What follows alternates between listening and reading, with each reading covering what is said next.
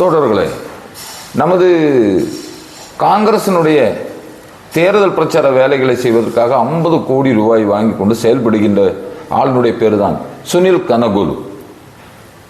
தினமும் எப்படி பொய் பேசலாம், எப்படி பொய் பிரச்சாரம் நடத்தலாம், எப்படி எதிர்கட்சிகளை மோசப்படுத்தலாம் அப்படிங்கிறத பற்றி ரொம்ப தெளிவாக இவங்க இருக்காங்க. ஒரு நாள் காலையில் எழுந்திரிச்சோன்னா ஒரு பொய்யை பரப்புவது, அது லட்சக்கணக்கான சோசியல் மீடியா ஹேண்டில் வழியாக நம்ம காதுகளில் வருகின்றது, நமது மதிக்கு கொண்டு வரப்படுகின்றது. இந்த பொய்களை நாம் உண்மை என்று நம்புகின்றோம். அவ்வளவில் இந்த பொய் பிரச்சாரம் வருகின்றது. ஒரு அன்னைக்கு சாயங்காலத்துக்குள்ள நம்மளுக்கு தெரியும் இது பொய் தான், இது உண்மை கிடையாது அப்படிங்கிறது. ஆனால் அந்த உண்மைன்னு நம்ம கண்டுபிடிச்சு வாரதுக்கு முன்னால் இந்த பொய் உலகத்தை சுற்றி வந்துடும் பார்த்துக்காங்க. அதான் இப்போ கேரளாவில் நடந்துகிட்டு இருக்கு.